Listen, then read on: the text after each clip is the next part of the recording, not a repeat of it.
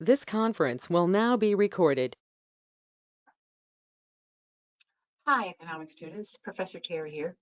I'm going to make a short tutorial about how to calculate how much the government needs to spend or cut back on spending to get the economy back to potential GDP. People seem to be having trouble with this question, and I think it's because they don't understand the big picture. So there's a certain number of GDP, like 30 trillion, 35 trillion, whatever, some amount of GDP.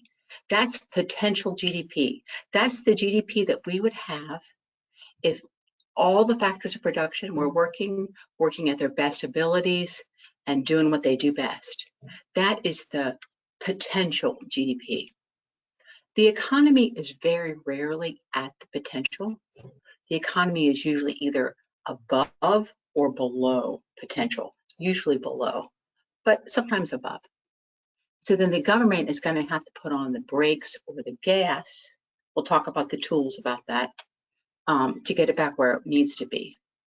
So in these questions, you just have to first see, are we in an inflationary gap or a recessionary gap? Find the size of the gap, calculate the multiplier, and do the problem. It's straightforward if you just take the steps. Let me pull out my first, let me show you my screen and we'll do it together.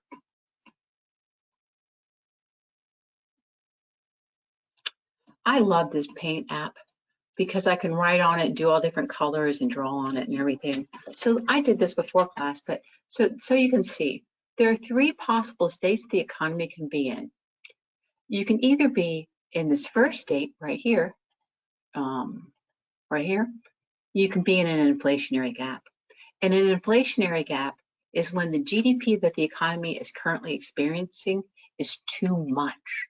We're producing too much. The economy is hot. And usually we're at the peak of the business cycle.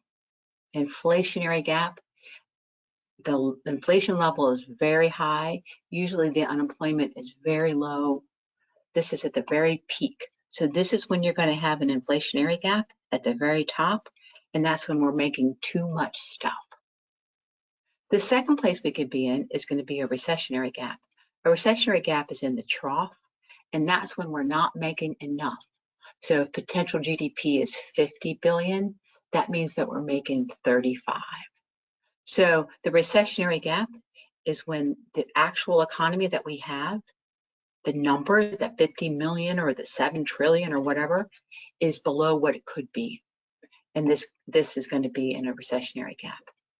The Goldilocks, the ever elusive place we're trying to reach, is where the GDP that's being produced is exactly equal to what we can produce. So this is going to be equilibrium.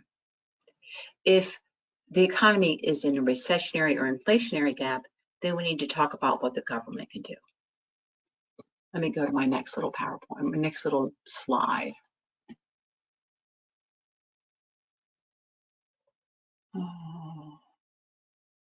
Okay, this is a lot of words, so let me have you pull them out. We're going to talk about how to calculate, right here. We're going to talk about how to calculate, I don't want that, how to calculate how much the government either needs to increase or decrease its spending. I'm not doing taxes, but you should know that if they're going to change taxes, you have some of these on your homework in the test. If you're going to change taxes, the multiplier for if you change taxes, so if you're going to cut, you're either going to you're going to increase or decrease spending, and you're going to increase or decrease the tax rate. The multiplier that goes with those, if the government changes spending either more or less, you're going to use the regular spending multiplier, which is 1 divided by 1 minus MPC. If you're thinking, well, maybe I'll change taxes instead of change spending, the multiplier for a tax change is 1 less than the spending multiplier. So the multiplier, if you're going to change taxes, is 1 less than your regular spending multiplier. So for this particular problem, I'm just doing government spending, but you could do the same process with taxes. You just use the spending multiplier minus 1. So let's look at these questions. First, you're given an economy. Did I give you the economy yet? Not yet. Calculate the size of the gap. Calculate the amount that the government needs to spend. You got to calculate the multiplier, and you're going to use this big formula. Now, this big formula here is the formula that seems to give a lot of people trouble. That's because you guys think about things like, you think about things like this. So if you have, 4 plus 5 equals 9. So if I said 4 plus 5 equals what? Most of you are so used to doing it this way. But most of the problems that we're doing are more like this. X plus 5 equals 20. And then you have to solve for X. So you subtract 5 from both sides. So you just have to know what your unknown is and then solve for your unknown.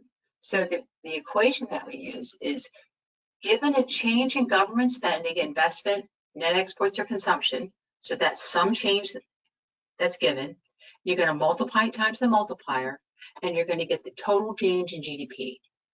Now, I hope that you see right away that if the government changes spending by 20 billion, the total change in GDP is going to be much more than 20 billion. That is Keynes's good news. Keynes had bad news in that if the government doesn't spend money and get in there and manage the economy, it might not ever recover. So that was the bad news. The government has to step in and spend some money. The good news is that they don't have to spend anything like the entire gap. They can spend partial of the gap. And that's because of the spending multiplier. That's because when you spend money, it ripples out through the economy, right? You raise my wages, I wish, and then I would go to the hair place and I would get my hair done. And the woman who I got my hair done with, she'd go spend that money somewhere else. That money would ripple through the economy. That initial amount they gave me doesn't stop with me. So you have your steps that you have to do is you have to calculate the size of the gap. That's just the difference between the two. You're going to calculate the multiplier. This is our multiplier formula right here. Oopsie, I can't do that. That's our multiplier formula right there. Here's our multiplier formula right here. Remember, if you have it wondering if you should change taxes, it's just this minus 1. All right, so let's go to a real problem. Okay, here's an economy. We have potential GDP at 700.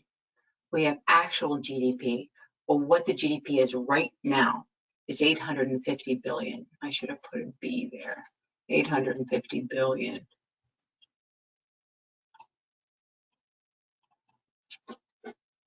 I feel better now. Hold on. And the MPC is 0.8.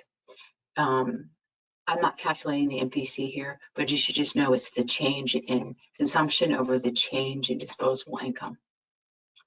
So what we want to know is how much money does the government need to increase or decrease spending by? So the difference between 850 and 700 is 150. So it's 150 too much. So the government's going to need to decrease spending, but it doesn't need to do it by 150. So first you find the amount of the gap and you say if it's inflationary or recessionary. Inflationary is where you are now is too much.